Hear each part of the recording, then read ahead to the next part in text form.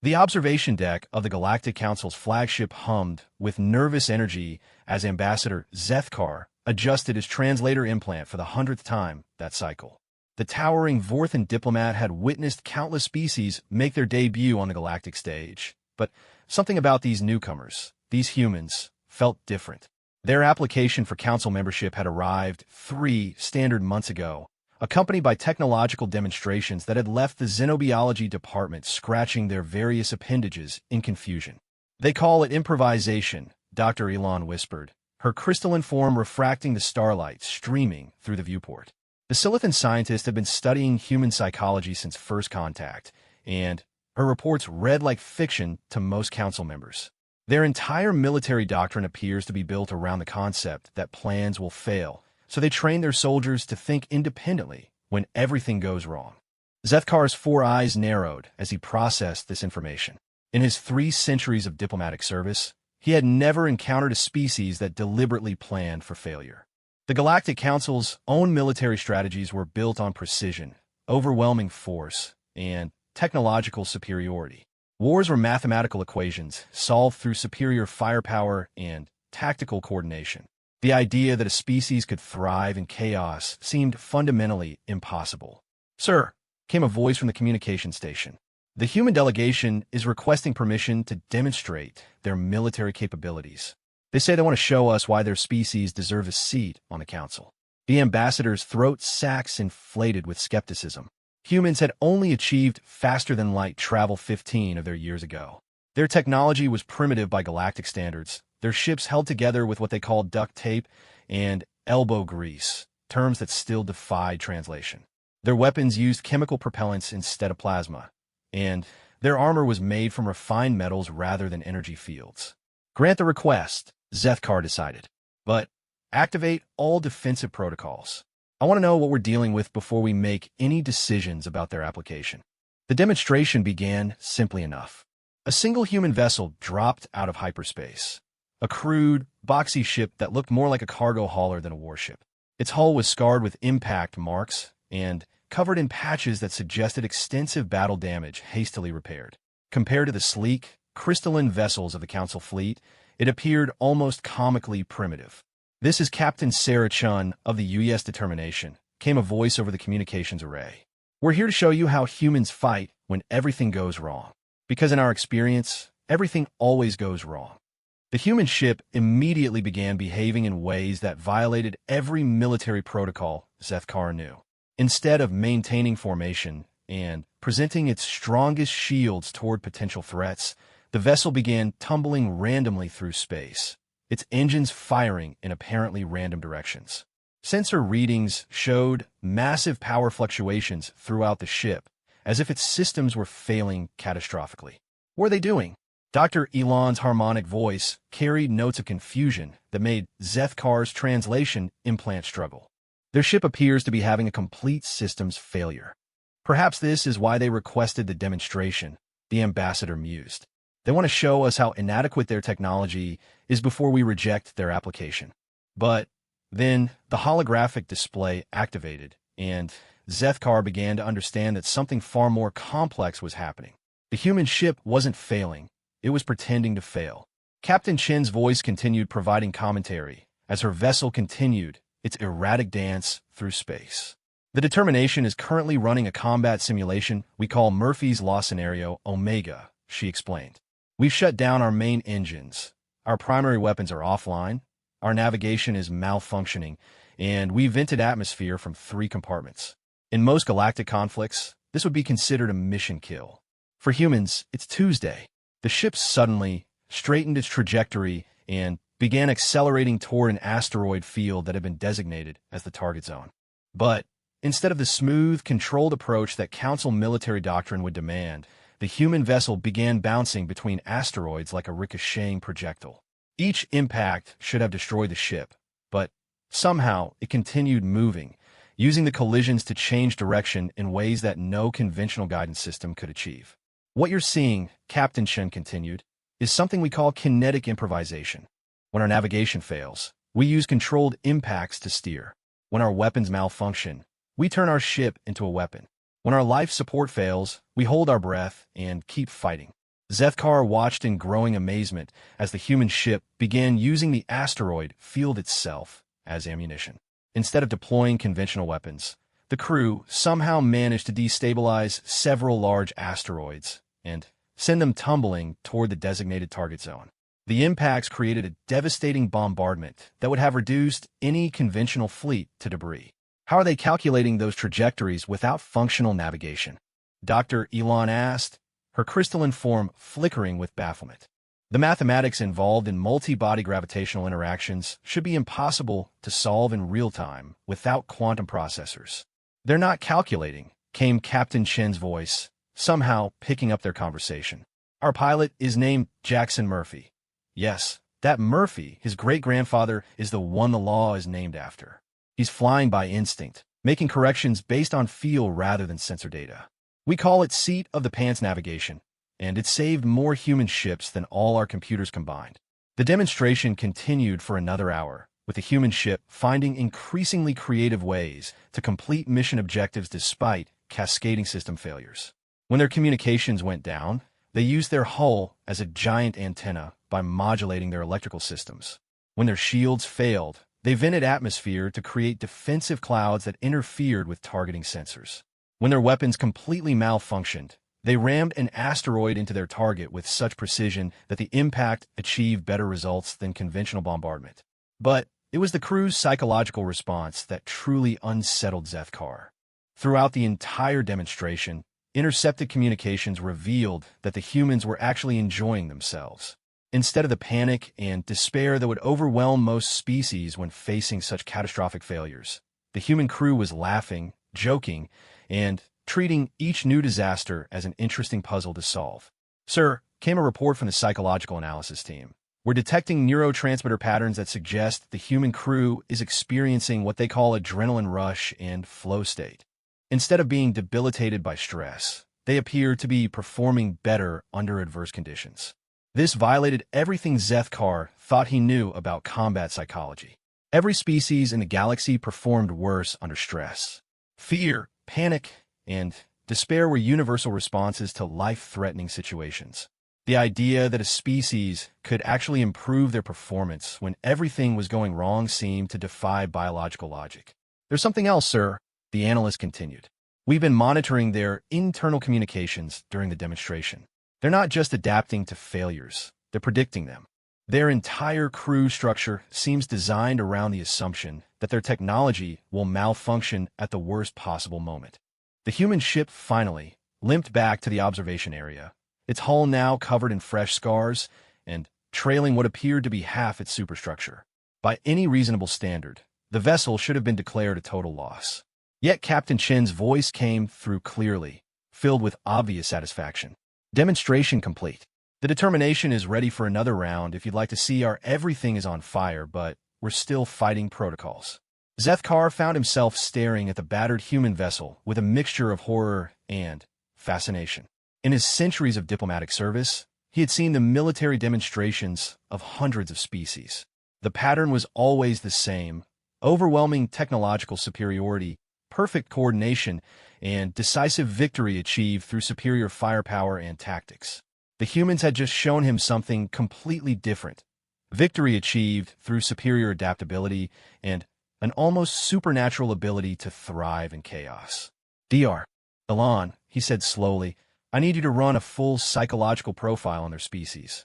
I want to know how their minds work and why they seem to perform better when everything is falling apart. Already in progress, Ambassador. But the preliminary results are disturbing. Human neurochemistry appears to be optimized for crisis response. They literally become more intelligent and more capable when faced with life-threatening stress. It's as if their entire species evolved to thrive in disasters. The implications began settling into Zethkar's consciousness like a slow poison. The Galactic Council had achieved peace and prosperity through superior technology and overwhelming force. Their wars were brief, decisive affairs where technological advantage determined the outcome. But what happened when you fought an enemy that became more dangerous as the situation became more desperate? What happened when your overwhelming technological advantage only made them more creative in their responses? He thought about the galaxy's current state of relative peace. For 3,000 years, the Council had maintained order through a simple principle. Superior technology and coordinated military response could overwhelm any threat. Rebellions were crushed through massive shows of force.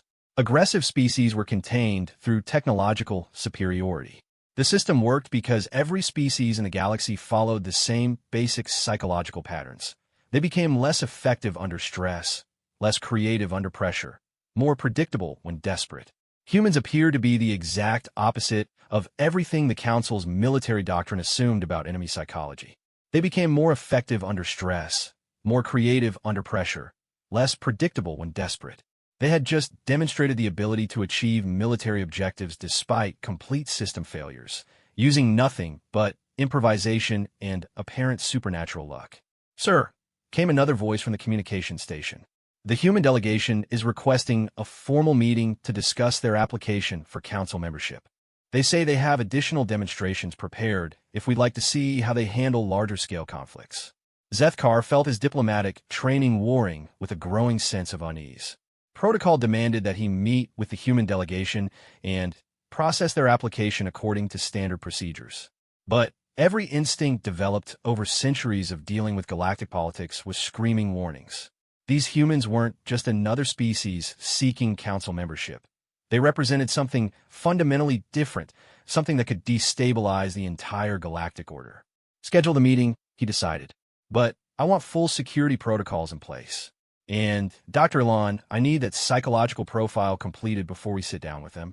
I have a feeling we're about to discover why some species should remain isolated on their home worlds."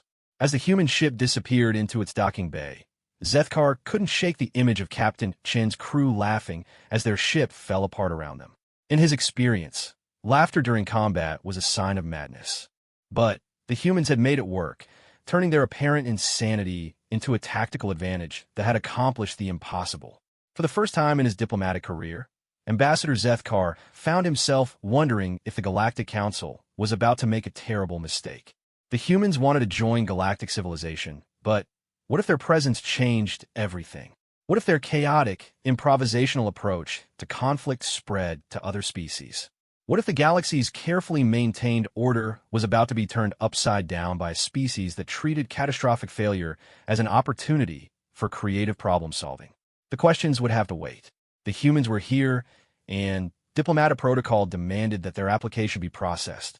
But as Zethkar prepared for the formal meeting, he couldn't help but feel that he was about to witness the beginning of a new and terrifying chapter in galactic history. The formal meeting chamber aboard the Council flagship had been designed to intimidate. Soaring crystalline walls rose 300 meters above the central platform, their surfaces carved with the histories of 1,000 conquered worlds. The lighting was calibrated to the psychological pressure points of dozens of species, creating an atmosphere that encouraged submission and compliance. In 3 millennia of Council diplomacy, no species had ever maintained their composure in this chamber for more than a few minutes. Ambassador Zethkar watched from his elevated position as the human delegation entered, and immediately knew that something was wrong. Instead of the awed silence that usually greeted first-time visitors to the chamber, the humans were talking among themselves in animated voices. Their leader, a woman identified as Admiral Elena Vasquez, was actually pointing at architectural details and making what sounded like appreciative comments. "Impressive craftsmanship," Admiral Vasquez said as she approached the central platform. "Though I have to ask, is this chamber designed for intimidation, or does your species just have really good interior decorators?" Dr. Elon's harmonic form flickered with what Zethkar had learned to recognize as surprise. The question was delivered with such casual friendliness that it completely disarmed the psychological impact the chamber was supposed to create. Instead of feeling overwhelmed by Council authority, the human admiral was treating the meeting like a social gathering. "The chamber serves multiple purposes," Zethkar replied carefully, trying to regain control of the situation's emotional tenor. "It represents the accumulated wisdom and power of galactic civilization. Species that join the Council become part of something greater than themselves." "That's beautiful," Admiral Vasquez said, and her tone suggested she actually meant it. "We humans have a saying, standing on the shoulders of giants." We've always believed that we achieve more by working together than we could alone. That's why we're here." The sincerity in her voice was disarming, but Zethkar couldn't forget the demonstration he'd witnessed the previous day. These humans might present themselves as friendly collaborators, but they had just shown capabilities that could reshape the galactic balance of power. He needed to understand what the Council was truly dealing with. "Your technological demonstration was unique," he began carefully. "Your species appears to have developed military doctrines that differ significantly from galactic norms." Admiral Vasquez laughed, and the sound echoed strangely in the vast chamber. "You mean the part where everything broke and we kept going anyway?" "Yeah, that's pretty much our specialty. You have to understand, humanity has been fighting wars for 10,000 years, and we learned early that the enemy gets a vote in your battle plans. So we stopped making plans that required everything to go perfectly." "But surely," Dr. Ilan interjected, her crystalline form shifting to display confusion patterns. "Optimal strategy requires precise coordination and technological superiority. How can you achieve victory when your systems are malfunctioning?" The human admiral's expression grew thoughtful, and she was quiet for several moments before responding. "Can I tell you about the Battle of Thermopylae? It happened about 2,500 years ago on our homeworld. 300 Spartan warriors held off an army of maybe 200,000 Persians for 3 days. They did it with inferior numbers, inferior technology, and knowing they were going to die." Zethkar felt his throat sacs contracting. The mathematics of that engagement made no sense. How is such a thing possible? "Because," Admiral Vasquez said, "the Spartans understood something that took us humans a long time to learn, but that we've never forgotten since. Technology fails. Plans fail. Numbers don't always matter. But the human spirit, the part of us that looks at impossible odds and says, 'Let's see what happens,' that never fails." She gestured to one of her companions, a scarred man wearing what appeared to be a modified engineering uniform. "This is Commander Jackson Murphy." "Yes, that Murphy from yesterday's demonstration. Tell them about the siege of Terra Station." Commander Murphy stepped forward with a slight smile. Terra Station was humanity's first attempt at a deep space colony. We built in a system we thought was uninhabited, but it turned out to be the edge of Krillian space. When a Krillian battle fleet showed up, we had 3 mining ships, a half-built space station, and about 2,000 civilians who had never seen combat. Zethkar accessed his database. The Krillians were one of the galaxy's more aggressive species, known for their advanced weaponry and ruthless efficiency. A Krillian battle fleet would have been equipped with quantum disruptors, plasma bombardment systems, and shield technology that could repel virtually any known weapon. The idea that human civilians could survive such an encounter seemed impossible. "The Krillians gave us 12 hours to surrender before they started bombardment," Murphy continued. "Standard Council doctrine would have been to evacuate immediately and write off the colony as a loss. But we had a problem. Our evacuation ships were still 3 days out, and the station held the only medical facility within 50 light years. We had kids on life support who couldn't be moved." "What did you do?" Dr. Ilan asked, her harmonic voice carrying notes of genuine curiosity. "We turned a mining operation into a military installation," Murphy replied. "The miners rigged their extraction charges as improvised weapons. The engineers modified the station's gravity generators to create artificial asteroid fields. The medical staff started manufacturing chemical weapons using fertilizer and cleaning supplies. And the kids, the ones who weren't too sick to move, became our communications network because their gaming systems could slice through Krillian encryption faster than our military computers."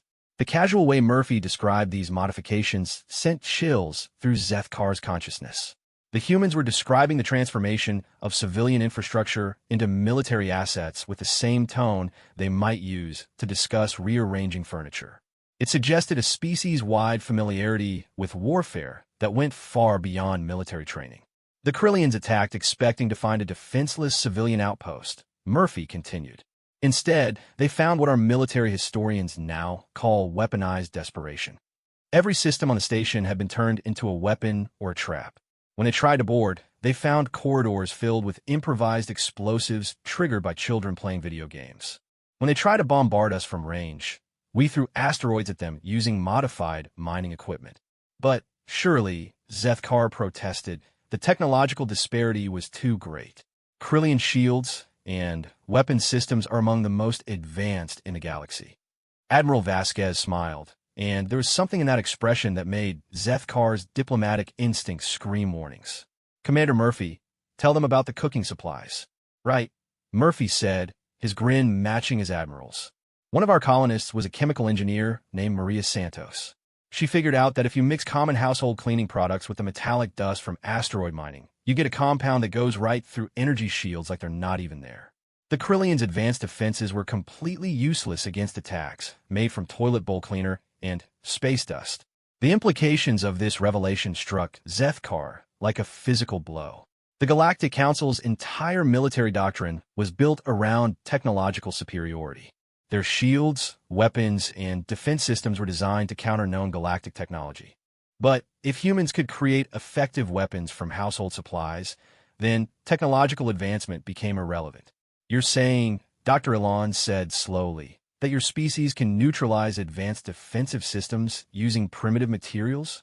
We're saying, Admiral Vasquez replied, that humans have a gift for finding the weak points in any system.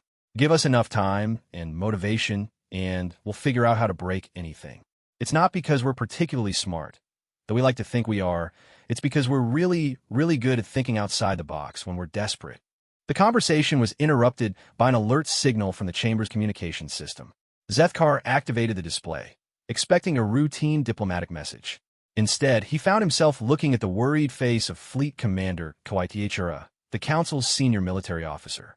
Ambassador, Coitiachura said, we have a situation developing in the outer spiral.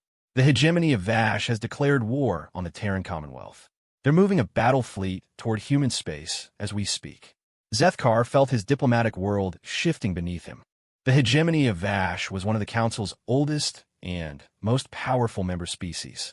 Their military technology was second only to the Council's own, and their battle fleets had never suffered a significant defeat. If they were moving against humanity, it could only mean they saw the newcomers as a threat to galactic stability. How many ships? Admiral Vasquez asked, her tone suddenly professional. Fleet Commander Coitiachura hesitated before responding. Our intelligence suggests 12 dreadnoughts, 48 cruisers, and supporting vessels. Approximately 300 ships total, representing the largest single battle fleet deployed in the last millennium. The numbers should have been devastating to human morale. Zethkar waited for signs of panic, despair, or desperate pleas for Council intervention. Instead, Admiral Vasquez turned to Commander Murphy with an expression that could only be described as excited anticipation. Murphy, she said, remember what you said when we first met? About how boring peacetime was getting? Murphy's scarred face broke into a grin that Zethkar found distinctly unsettling. I remember saying that humans do their best work when everything goes to hell. Looks like we're about to find out if I was right.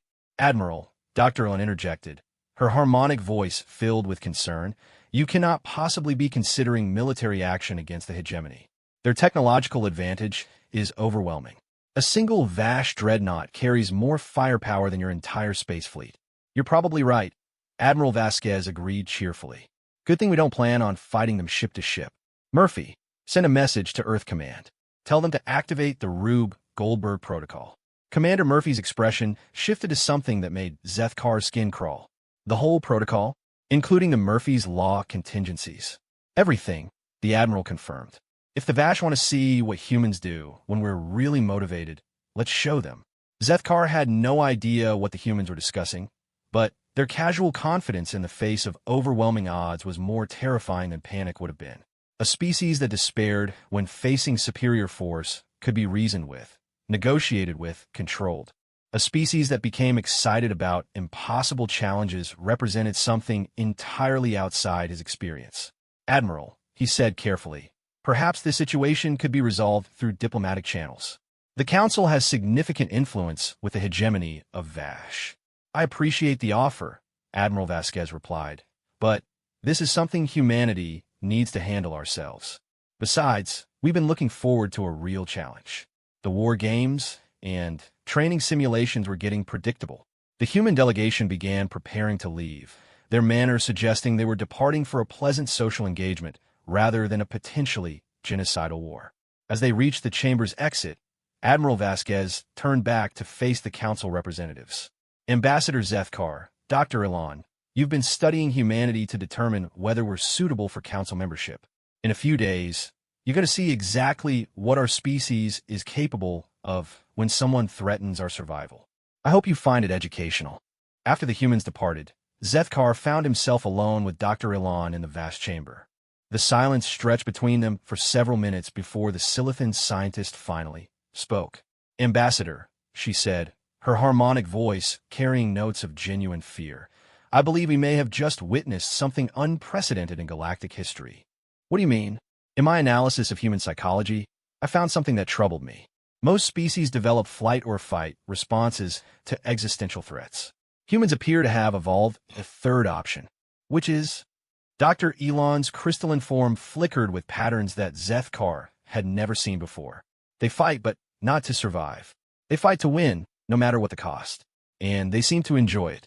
As the implications of that statement settled into Zethkar's consciousness, he began to understand why the human demonstration had felt so wrong. He had been watching a species that had evolved to thrive in warfare, to find joy in chaos, to create victory from the raw materials of disaster. The galaxy was about to discover what happened when such a species was given a real reason to fight. The hegemony of Vash thought they were launching a preemptive strike against a primitive species. Instead, they had just given humanity something they had been missing since joining galactic civilization, a worthy opponent and a cause worth dying for. 3 days after the human delegation departed, Ambassador Zethkar stood in the Council flagship's primary observation lounge, watching the tactical display with growing disbelief. The hegemony of Vash's battle fleet had reached the edge of human space and was advancing in perfect formation toward Earth's outer colonies. 300 of the galaxy's most advanced warships moved in synchronized precision, their approach calculated to demonstrate overwhelming technological superiority. The human response had been unusual. Sir, reported Lieutenant Zendar from the communication station, we're intercepting human military transmissions. They appear to be discussing something called Operation Chaos Theory. Dr. Elon's crystalline form shifted to display analysis patterns as she processed the intercepted data. Ambassador, the human communications are highly encrypted, but what we can decipher suggests they're treating this invasion as some kind of elaborate game. Their military coordinators are actually placing wagers on various tactical outcomes. Zethkar's 4 eyes focused on the tactical display, trying to understand what he was seeing. The human fleet, if it could be called a fleet, was scattered across 3 star systems in what appeared to be completely random positions. Their ships ranged from military vessels to converted cargo haulers, mining platforms, and what appeared to be luxury cruise liners. There was no discernible formation, no unified command structure, and no apparent strategy.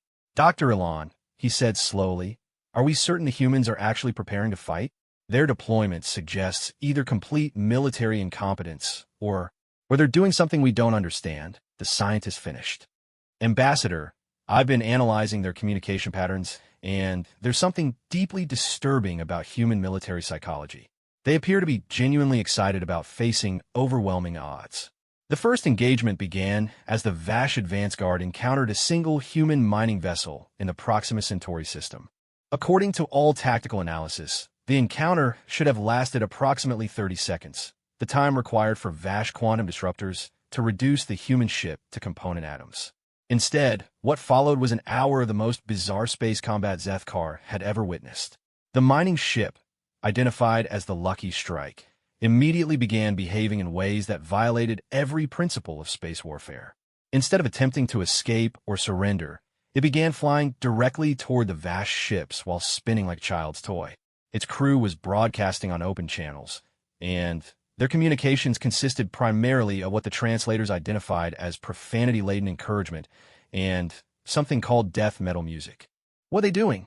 Dr. Elon asked as the human vessel began accelerating beyond safe operational parameters.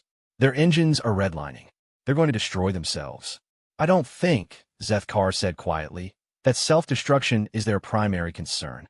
The human ship's engines finally exploded just as the vessel reached the center of the Vash formation. But instead of the catastrophic system failure that should have resulted, the explosion somehow triggered a chain reaction that disabled 3 Vash cruisers and sent the entire enemy formation into chaotic evasive maneuvers. The Lucky Strike's crew had somehow turned their ship's destruction into a weapon. How was that possible? Dr. Elon's harmonic voice carried notes of genuine bewilderment. Engine explosions don't create electromagnetic pulse effects strong enough to disable military vessels. The answer came through intercepted human communications. The Lucky Strike hadn't just suffered an engine failure. Its crew had spent the previous 3 days converting their mining equipment into an improvised weapon system. They had filled their cargo holds with refined metals and magnetic field generators, turning their entire ship into what human engineers apparently called a kinetic mine. But it was the crew's final transmission that truly disturbed Zethkar. As their ship disintegrated around them, the humans were laughing. Not the desperate laughter of madness, but the genuine enjoyment of people who had just accomplished exactly what they intended to do. "This is Captain Torres of the Lucky Strike," came the transmission. "Tell my wife the mining business just got interesting again. And tell Admiral Vasquez, the Rube Goldberg protocol is officially activated." The engagement escalated rapidly after that, but not in any way that Galactic Council military doctrine could explain. Instead of massing their forces for conventional battle, the humans appeared to be turning every occupied system into an elaborate trap. Cargo vessels revealed themselves as heavily armed Q ships. Civilian space stations began launching swarms of improvised missiles. Even passenger liners joined the fight, using their luxury suites as launch bays for small attack craft. "Sir," Lieutenant Zendar reported, "the Vash fleet commander is requesting immediate reinforcements. He reports that human tactics are," I quote, "completely insane and, therefore, unpredictable." Zethkar studied the tactical display as the human defensive strategy became apparent. They weren't trying to defeat the Vash fleet through superior firepower or technology. Instead, they were systematically destroying the enemy's ability to think strategically by making every engagement a unique puzzle that required different solutions. In the Tau Ceti system, human defenders had somehow convinced local wildlife to swarm Vash ships. Giant space whales, normally peaceful creatures that fed on solar radiation, were ramming into enemy vessels while broadcasting what appeared to be mating calls. The biological attack was so unexpected that Vash tactical computers had no protocols for responding to it. In the Wolf 359 system, human engineers had connected their industrial replicators to the local asteroid belt and were manufacturing new weapons in real time based on Vash tactical responses. When energy shields proved effective against human missiles, the defenders switched to kinetic projectiles. When kinetic weapons were countered, they began using gravity manipulation. When gravity weapons were adapted to, they started throwing asteroids with slingshots. "Dr. Elon," Zethkar said, "you've been studying human psychology. Can you explain what we're witnessing?"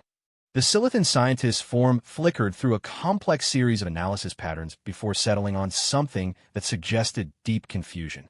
"Ambassador, human military doctrine appears to be built around a fundamental assumption that conventional tactics will fail. So instead of trying to perfect conventional approaches, they've developed the ability to improvise new tactics faster than their enemies can adapt to them. But improvisation requires creativity, and creativity requires calm analysis. How can they be creative when they're facing extinction?" "That's what I can't understand," Dr. Elon admitted. "Every other species I've studied performs worse under extreme stress. Their cognitive abilities decline, their decision-making becomes impaired, and their capacity for innovation drops dramatically. Humans appear to be the exact opposite. The more desperate their situation becomes, the more creative their solutions." The observation was proven correct as the tactical situation continued to evolve. In the Barnard star system, human defenders had converted a gas giant's moon into a massive railgun that was launching asteroids at near light speed. In the Alpha Centauri system, human colonists had somehow convinced their local AI network to help them hack into Vash targeting computers, turning the enemy's weapons against each other. But it was in the Sol system, humanity's home territory, that the true scope of human military innovation became apparent. As the Vash fleet approached Earth, they found themselves facing defenses that seemed to have been designed by someone with a fundamentally alien understanding of physics and psychology. The outer planets had been turned into weapon platforms, but not in any conventional sense. Jupiter was broadcasting gravitational pulses that interfered with Vash navigation systems. Saturn's rings had been weaponized into a debris field that could be directed like a massive shotgun blast. Even tiny Pluto was participating, using its highly elliptical orbit to launch surprise attacks from unexpected angles. "Sir," came a new voice from the communication station. "We're receiving a transmission from Admiral Vasquez. She's requesting permission to speak with the Council." Admiral Vasquez appeared on the main display, broadcasting from what appeared to be a command center built inside an asteroid. Her uniform was torn and scorched, but her expression was one of obvious satisfaction. "Ambassador Zethkar," she said, "I wanted to thank you for this opportunity. The hegemony of Vash has given humanity exactly what we needed, a real test of our capabilities. We've learned a lot about ourselves in the past few days." "Admiral," Zethkar replied carefully, "the situation appears to be escalating beyond what anyone anticipated. Perhaps it's time to consider ceasefire negotiations." Admiral Vasquez's laugh was genuinely delighted. "Ambassador, we're just getting started. The Vash fleet is still intact, which means we haven't pushed ourselves hard enough yet. Murphy just finished explaining something called exponential escalation theory to our tactical team. Apparently, when humans get really motivated, we start solving problems faster than new problems can appear." On the tactical display, the truth of her statement was becoming apparent. The Vash fleet, despite its technological superiority, was being systematically dismantled by tactics that seemed to violate the laws of physics. Human defenders were using modified civilian equipment to create weapons that shouldn't have been possible. Mining lasers became plasma cannons. Cargo containers became guided missiles. Even entertainment systems were being turned into electronic warfare tools. "The Vash commander is retreating," Dr. Elon reported, her harmonic voice filled with disbelief.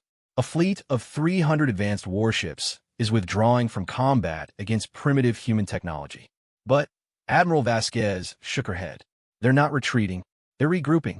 The Vash are experienced warriors. They know when they're facing something they don't understand. They'll be back with new tactics and better preparation." "And you're prepared for that?" Zethkar asked.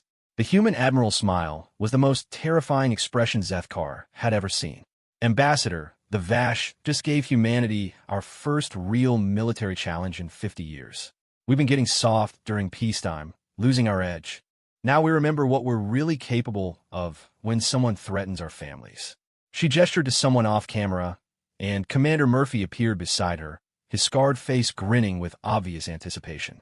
"Murphy's been working on something he calls Murphy's Law warfare," Admiral Vasquez continued. "The basic principle is that if something can go wrong for the enemy, we'll make sure it does go wrong. And if it can't go wrong naturally, we'll help it along." "What does that mean in practical terms?" Dr. Elon asked. Murphy stepped forward, and his expression suggested he was about to share a particularly entertaining joke. "It means we're going to introduce chaos into every system the Vash depend on. Their communications will malfunction at crucial moments. Their weapons will jam when they need them most. Their navigation will develop errors that send them to the wrong coordinates. Their life support will experience glitches that make their crews uncomfortable and distracted. But how can you affect their systems without direct access?" Zethkar protested. "Ambassador," Admiral Vasquez said, "humans have been hacking, sabotaging, and generally screwing with technology for as long as we've had technology. We've learned that every system has weaknesses, and every weakness can be exploited if you're creative enough." The transmission ended, leaving Zethkar alone with his growing comprehension of what the galaxy was truly dealing with. The hegemony of Vash had launched what they believed was a preemptive strike against a primitive species. Instead, they had awakened something that the galaxy had never seen before, a species that treated total war as an opportunity for creative self-expression. "Dr. Elon," he said quietly, "I need you to send an immediate message to the full council. Tell them we need to convene an emergency session." "What should I tell them?" Zethkar stared at the tactical display, watching human ships continue their impossible victory against superior technology. "Tell them that we're about to witness the emergence of a new kind of warfare. And tell them that everything we thought we knew about military conflict is about to become obsolete." As he watched the Vash fleet continuing its withdrawal, Zethkar realized that Admiral Vasquez had been correct about one thing. This was just the beginning. Humanity had just announced itself to the galaxy in the most dramatic way possible, and the implications would reshape everything the Council thought it understood about power, technology, and the nature of warfare itself. The emergency session of the Galactic Council convened in the vast amphitheater of the core station, with representatives from 3,000 member species filling the crystalline galleries. Ambassador Zethkar had never seen the chamber so crowded, nor had he ever felt the weight of such intense attention focused on a single issue. Word of humanity's impossible victory over the hegemony of Vash had spread throughout civilized space faster than news of any single military engagement in galactic history. Supreme Coordinator Veltar of the ancient Etherian Collective called the session to order with harmonics that resonated through the assembled consciousness of the galaxy's most powerful beings. The Etherians had guided galactic civilization for 8,000 years, their vast intellects capable of processing information on scales that dwarfed most species' entire governments. If they were concerned enough to convene an emergency session, then the situation was truly unprecedented. Honored representatives, Veltar began, their voice carrying the accumulated wisdom of millennia. We gather to address a development that threatens to fundamentally alter the balance of galactic civilization. The species known as humanity has demonstrated capabilities that appear to violate our basic understanding of military science, physics, and psychological limitations. The central display activated, showing tactical recordings from the human-Vash conflict. Zethkar watched the assembled representatives react with the same disbelief he had experienced. Ships held together with primitive materials defeating advanced dreadnoughts.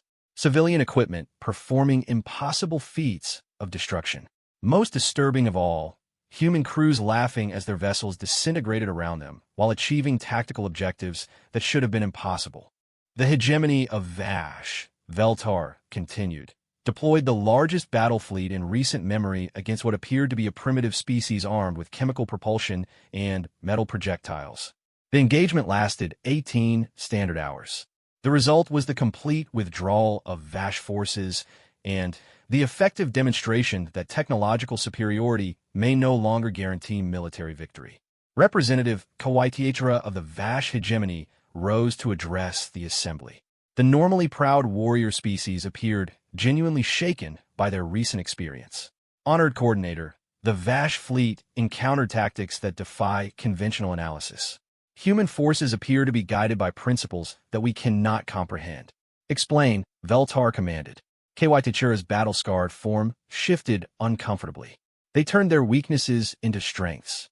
When their shields failed, they used the energy discharge as a weapon. When their ships were damaged, they used the debris as ammunition.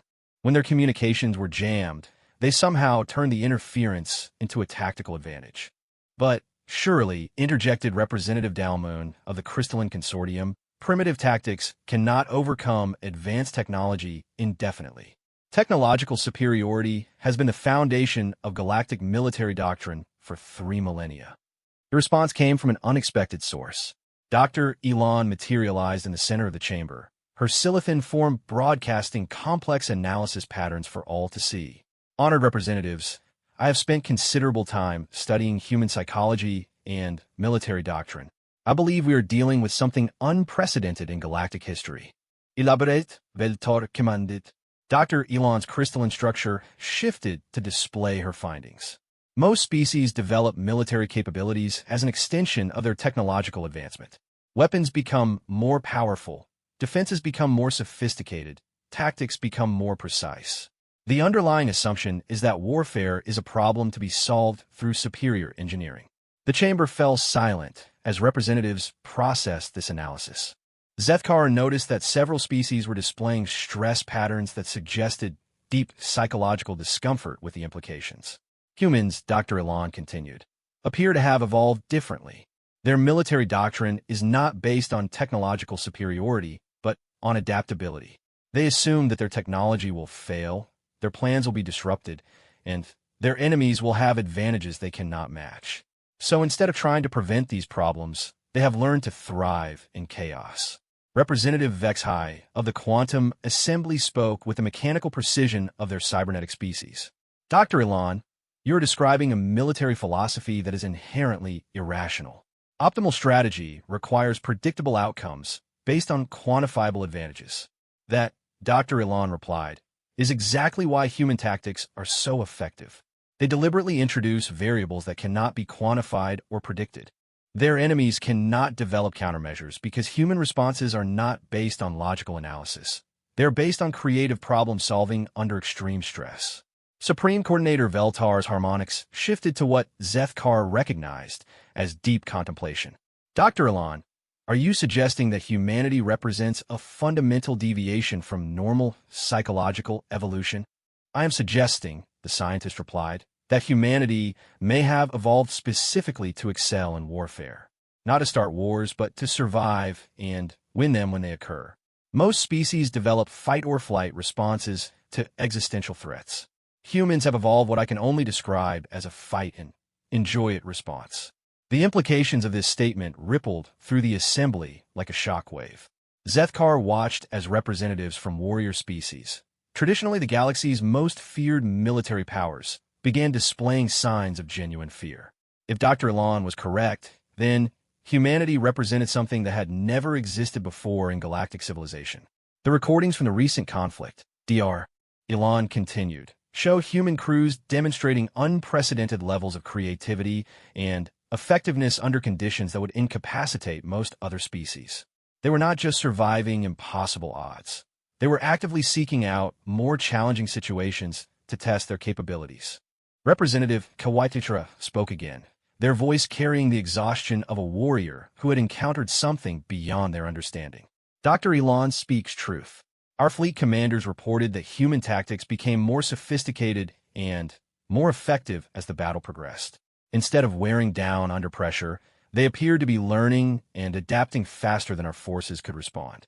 There is another factor, Dr. Ilan said, her harmonic voice dropping to frequencies that made several representatives lean forward to hear better.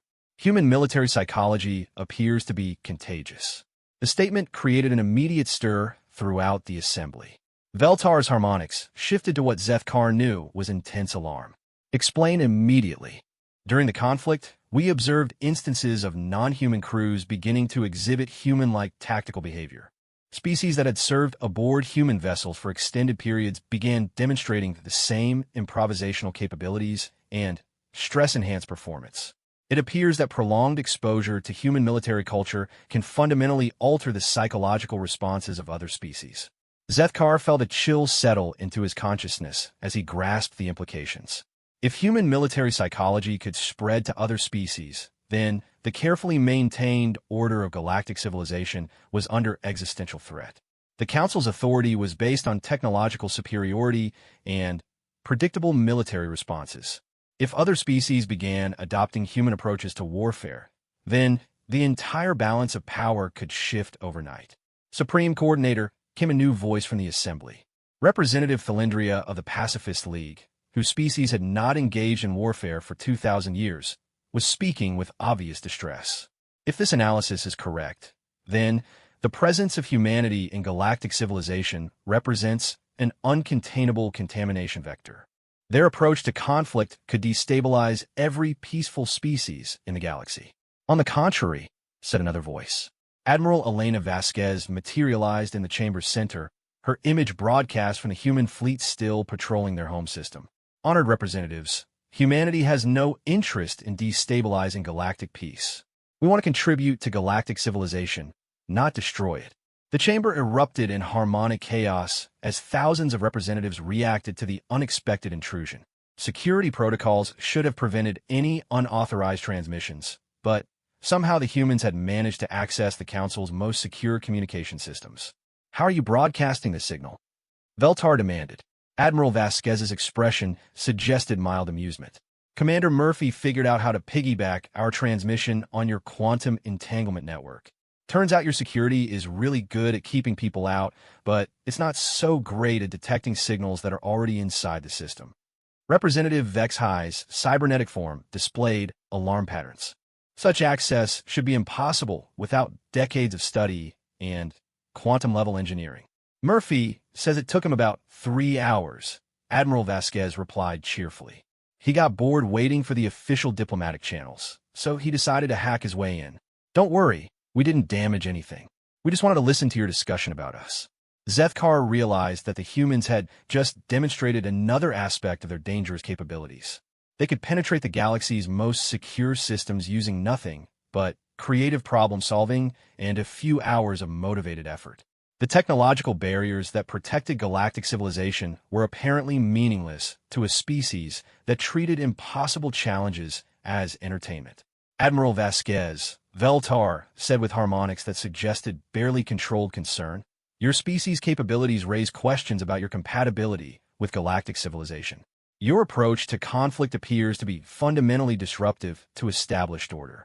"Respectfully, Supreme Coordinator," Admiral Vasquez replied, "I think you're misunderstanding our motivations. Humans don't fight because we enjoy violence. We fight because we refuse to surrender when something important is threatened. The hegemony of Vash declared war on us. We didn't start that conflict. But your methods," Representative Dalmoon interjected, "violate every principle of civilized warfare. You turn civilian infrastructure into weapons. You use desperation as a tactical advantage. You treat military defeat as an opportunity for creative experimentation." Admiral Vasquez was quiet for a moment before responding, and when she spoke, her tone carried an emotional depth that Zethkar had not heard from her before. "Honor representatives, let me tell you something about human history. Our species spent thousands of years fighting wars that were supposed to be impossible to win. We fought empires with superior numbers, superior technology, and superior resources. We fought against nature, against disease, against extinction itself.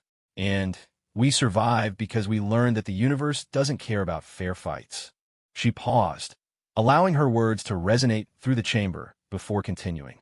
"When someone threatens our families, our freedom, or our future, we don't calculate odds.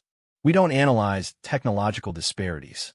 We don't consider whether victory is theoretically possible. We ask one question: what do we need to do to protect what matters to us? And then we do it, regardless of what conventional wisdom says is impossible." The chamber fell silent as representatives processed this explanation. Zethkar found himself understanding, for the first time, the fundamental difference between human psychology and every other species in the galaxy. Other civilizations fought to achieve victory. Humans fought to prevent loss. That, Admiral Vasquez concluded, is why the galaxy should welcome humanity rather than fear us. We don't want to conquer anyone. We don't want to destabilize your civilization. We want to be part of something bigger than ourselves. But if someone threatens the things we care about, they'll discover that there's no limit to what humans will do to protect them. Supreme Coordinator Veltar's harmonics shifted through patterns that Zethkar had never heard before. Finally, after what seemed like an eternity, the ancient being spoke. "This council will recess for deliberation. We must consider whether galactic civilization is prepared for the changes that humanity's presence would bring." As the assembly began to disperse, Zethkar realized that they were facing a decision that would define the future of the galaxy. They could accept humanity and risk fundamental changes to the established order. Or they could reject humanity and risk facing an enemy that had just demonstrated the ability to defeat superior force through pure creative determination. Either choice would change everything. 2 months after the emergency session, Ambassador Zethkar stood once again in the observation lounge of the Council flagship, but this time he was not alone. Representatives from 50 different species crowded the usually pristine chamber, all of them focused on the unprecedented sight before them. A joint Human Council military exercise taking place in the nebula known as the Wraith's Veil. The exercise had been Supreme Coordinator Veltar's solution to the crisis of humanity's application for membership. Rather than make a decision based on theoretical analysis and fear, the Council had chosen to conduct a practical test. They would observe how human military doctrine interacted with established galactic forces under controlled conditions. The results would determine not just humanity's membership status, but potentially the future structure of galactic military organization. Phase 1 commencing. Announced Fleet Coordinator Shintala from the Command Center. Human and Council forces will engage simulated enemy positions using conventional tactics. Zethkar watched the tactical display as the exercise began. Council forces moved in perfect formation, 12 dreadnoughts and 40 supporting vessels arranged in precise geometric patterns, advancing on the target zone with mathematical precision. Their approach was textbook perfect, demonstrating the technological superiority and coordinated strategy that had maintained galactic peace for 3 millennia. The human contribution to the Allied force appeared, by comparison, almost comically inadequate. 23 vessels of varying sizes and conditions, moving in what appeared to be random directions with no discernible formation. Admiral Vasquez commanded from a converted cargo hauler that looked like it had been assembled from spare parts in someone's backyard workshop. Council forces are demonstrating optimal tactical efficiency, Dr. Elon observed from her position near the communications array. Plasma bombardment patterns are achieving 97% target elimination rates. Enemy defensive positions are being systematically neutralized. The simulated battle proceeded exactly as galactic military doctrine predicted. Council forces overwhelmed the target zone through superior firepower, their quantum weapons reducing simulated enemy positions to constituent atoms in a matter of minutes. It was a flawless demonstration of how technological civilization conducted warfare. Human forces are lagging behind, reported Lieutenant Zendar with barely concealed confusion. Their weapons appear to be malfunctioning. Multiple system failures across their entire fleet. Zethkar studied the tactical display as human ships began spinning out of control, trailing debris and broadcasting distress signals. It appeared that Admiral Vasquez's ramshackle fleet was suffering catastrophic failures just as the exercise was reaching its conclusion. Several human vessels appeared to be completely dead in space, their crews presumably struggling to restore basic life support. This is unfortunate, rumbled Representative Korvac of the Titan Collective, his massive form radiating disappointment. The humans appear to be unsuited for coordinated military operations. Perhaps individual heroics cannot translate to organized warfare. But Admiral Vasquez's voice came through the communications array with unmistakable satisfaction. Council forces, this is Admiral Vasquez. Congratulations on a perfect execution of conventional tactics. Now let's see how those same tactics work when the enemy doesn't cooperate. Phase 2 commencing, Fleet Coordinator Shintala announced. Exercise parameters are shifting to asymmetric engagement protocols. The tactical display updated to show a new scenario. The enemy forces, represented by advanced combat drones, have been programmed with adaptive AI and given instructions to counter conventional council tactics. This was designed to test how traditional forces would respond to an opponent that learned and adapted during combat. Council forces approached the new target zone with the same precision that had characterized their previous victory. But this time, the enemy was prepared for their tactics. Adaptive shields neutralized plasma bombardment. Prédictive targeting algorithme anticipated formation mouvement. Superior technology was met with superior artificial intelligence, creating exactly the kind of stalemate that galactic military doctrine was designed to prevent. Council forces are reporting difficulty achieving target locks, Dr. Ilan observed. Enemy adaptive protocols are countering our conventional weapons systems. Zethkar watched as the perfect formation of Council dreadnoughts began to falter. Ships that had operated with clockwork precision for centuries were being systematically outmaneuvered by AI systems that learned faster than biological crews could adapt. It was a nightmare scenario that demonstrated the limitations of technological superiority when facing an enemy that could evolve during combat. Admiral Vasquez, Fleet Coordinator Shintala called. Council forces are requesting human assistance. Our conventional tactics appear to be ineffective against adaptive opposition. Copy that, Fleet Coordinator, Admiral Vasquez replied. Human forces are ready to assist. Fair warning, things are about to get weird. The human ships that had appeared helplessly damaged suddenly came alive. What Zethkar had interpreted as system failures revealed themselves to be elaborate camouflage. Ships that had been drifting apparently dead in space suddenly accelerated at impossible angles, using their apparent mechanical failures as unpredictable propulsion systems. How are they moving? Representative Vexhide demanded, their cybernetic form displaying alarm patterns. Their engines were disabled. Their navigation was offline. Commander Murphy's voice came through the communications array, clearly audible over the sound of what appeared to be enthusiastic celebration. Turns out our system failures were actually just creative reconfigurations. When your main engines fail, you use the explosion as a thruster. When your navigation goes down, you navigate by counting stars. When your weapons malfunction, you ram things. The human fleet began engaging the adaptive enemy drones using tactics that defied every principle of space warfare. Instead of maintaining safe distances and using superior firepower, human ships flew directly into enemy formations and began using their hulls as battering rams. Instead of coordinating their attacks, each human vessel began operating independently, creating dozens of separate engagements that the enemy AI couldn't process simultaneously. They're not following any recognizable tactical pattern, Dr. Elan observed with growing fascination. Each ship appears to be inventing its own approach to the battle. That's because they are, Admiral Vasquez explained. Human military doctrine assumes that any plan sophisticated enough to coordinate multiple units is also sophisticated enough for the enemy to figure out and counter.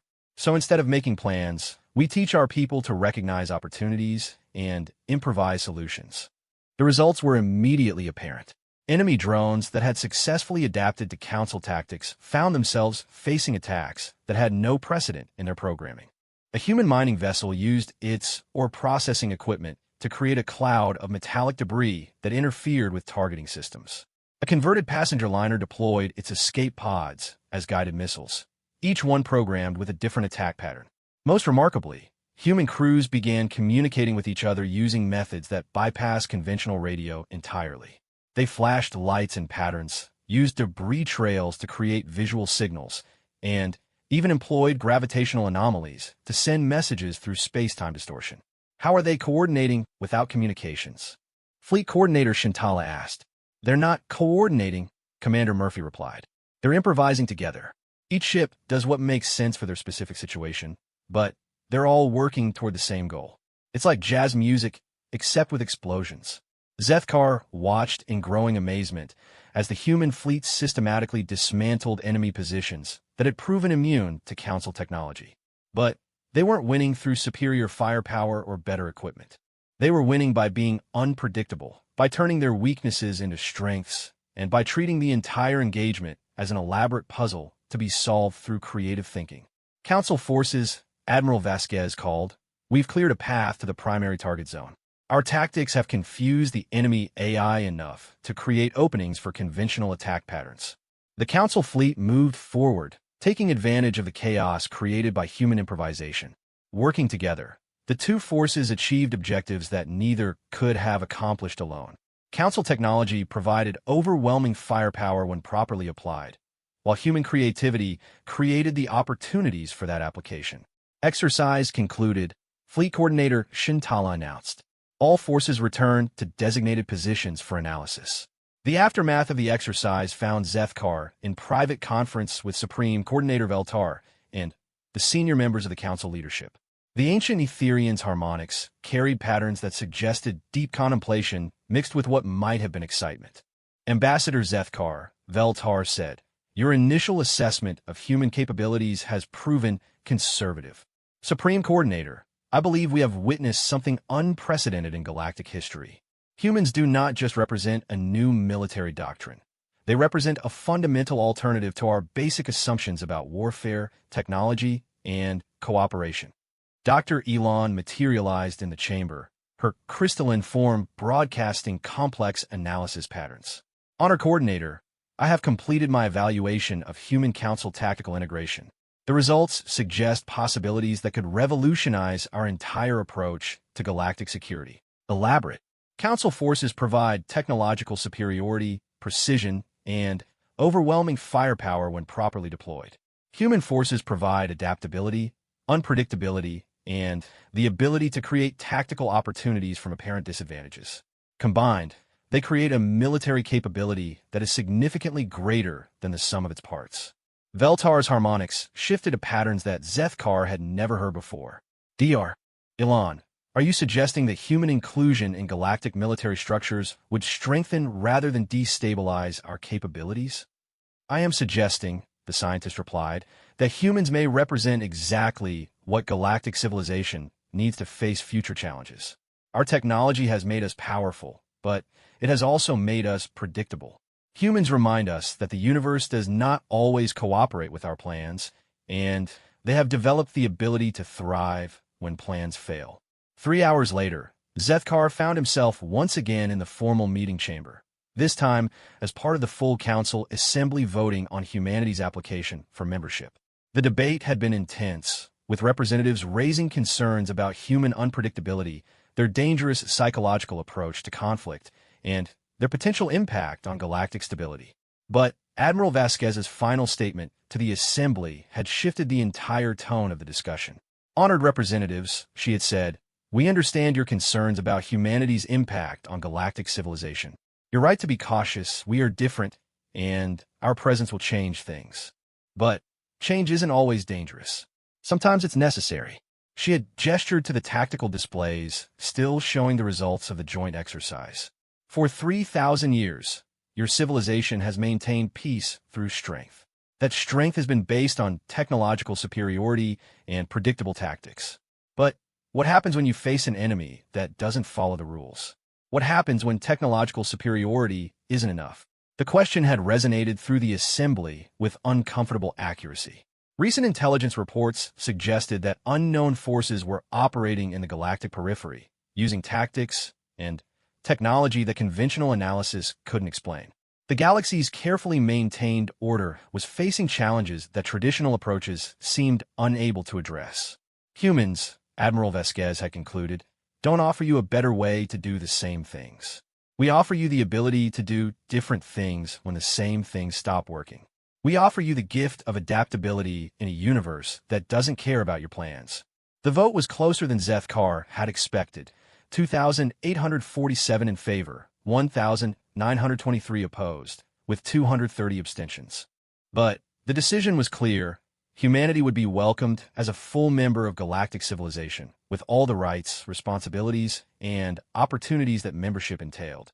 As the session concluded and representatives began to disperse, Zethkar found himself approaching Admiral Vasquez during the reception that followed. Admiral, he said, I have a question that has been troubling me since our first meeting. What's that, Ambassador? Are you certain that humanity can adapt to galactic civilization? Your species seems to thrive on conflict and chaos. What will you do in a galaxy at peace? Admiral Vasquez was quiet for a moment, then smiled with an expression that Zethkar was beginning to recognize as distinctly human. Ambassador, the galaxy isn't at peace. It's just been very good at avoiding the kinds of conflicts that require human-style solutions. But the universe is a big, dangerous place full of problems that don't have easy answers. I suspect we'll find plenty of ways to stay busy. She paused, then added with obvious sincerity, besides, the best thing about humans isn't that we're good at fighting. It's that we're good at surviving. And survival in the long run is about a lot more than just military capability. As Zethkar watched the human delegation depart to begin their integration into galactic society, he realized that Admiral Vasquez was probably right. Humanity's greatest gift to the galaxy wouldn't be their military innovation or their technological adaptability. It would be their reminder that survival in an unpredictable universe required the kind of creative resilience that could only come from a species that had learned to find joy in the face of impossible odds. The galaxy was about to discover what happened when impossible became just another word for interesting.